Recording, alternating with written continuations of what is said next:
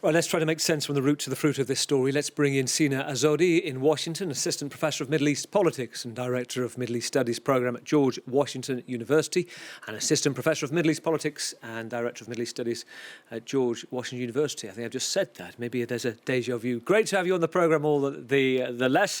Sina, and Happy New Year to you. First of all, let's try to get to grips with where we are and the latest, 6 days into this current state of protest. How do you view the tit-for-tat, the threats and exchanges between Washington right now, particularly President Trump on social media, threatening to get involved, and the Iranian regime? Well, Happy New Year to you as well. Look, President Trump has made a very bold statement for his support for the Iranian people and his protests, but it puts the United States in a predicament. Clearly, sanctions have not been able to change the direction and the policies of the Islamic Republic, which leaves not many options for the United States. Will President Trump decide to strike Iran, take a military action? And this would go against his own policies and the national security strategy document that his administration released in November of 2025, which really criticized previous administrations for adventurism in the Middle East. Even when you look at the table of contents of his national security strategy, Middle East is way at the bottom of the list of priorities. So the president, again, as I said, has made a very bold statement, but this could actually go against his own policies and his own priorities in the region. And plus, he runs the risk of giving more ammunition to the Islamic Republic to crack down even further on the protests, which often accuses people of being an agent of Israel or the United States. This is a very good point, actually, isn't it? This is what kind of rhetoric we're seeing back from Tehran, back from the Foreign Affairs Ministry as well, and key spokespeople as well in Parliament, saying that this is alien influences again on this movement. And I would ask you then to extend that thought when it comes to the protesters themselves, with President Trump threatening to get involved on their behalf. What do you think it does to the movement that wants to see change, that wants to see an end to corruption, wants to see a cost of living crisis, improved? Well, I don't believe. Look, it could go either way. The first possibility is that if the United States decides to take a military action, they would feel emboldened, and they would go all in, which would mean that the regime will fight for its survival to the last breath. We should expect that. Or in response to foreign intervention, the protests could fizzle out and people would go home, because it's usually historically aerial campaigns have not brought regime change.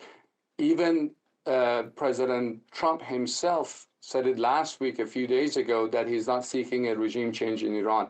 Again, as I do want to go back to what I said before, it's a very bold statement to make. But President Trump often makes bold statements. We don't know whether this bold statement will be followed with a bold action from the president. And we talk over the years, don't we, of waves of protest and demonstration movements. So go back 3 years, the trigger of the death of Mahsa Amini at the hands of the morality police while she was in custody there, and triggered this brutal crackdown. And there has been a lot of deep worry from aid groups. There has been some extent where we're seeing reportage, and reportage is very hard to come by from Iran, to a leniency in some areas, it seems, where women have been covered or not. I just wonder whether there is any success to that movement that's seen or can be taken by this movement to say that if they do take to the streets, like the market traders and the Bazari as well, that they could make a difference this time.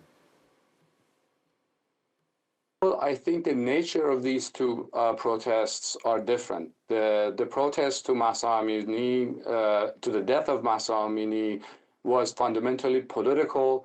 It was a widespread national movement to protest the gruesome killing of an innocent young woman in the hands of morality police. But these protests started as a result of strong fluctuations in the currency, and the shopkeepers who could not sell, and these are the shopkeepers who sell electronics, cell phones, laptops, and the products that they sell are directly dependent on the price of on the currency exchange rate. So they closed their stores and they started their protest, which is, as I said, very economic. It was not initially political. Of course, it has transitioned into political protests against the Islamic Republic, but I believe that the nature of the two, the Mahsa Amini movement, which in my opinion was very successful in forcing the regime to back down and give limited social freedoms. I hope that this time around will also be successful, but I do want to caution that their nature were fundamentally different.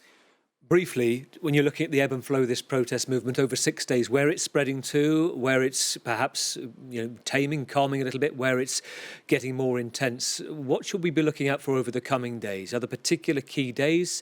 Is the spread getting more intense? Where's it going? It is very hard to predict, but I would say that it will initially spread out. Depending on the severity of the protest, the regime might decide that to let people vent off, or if it gets serious, I don't think the regime will hesitate to crack down as it did during the Mahsa Amini movement. Sina, good to talk to you as always. Sina Azodi in Washington, Assistant Professor of Middle East Politics. Thank you.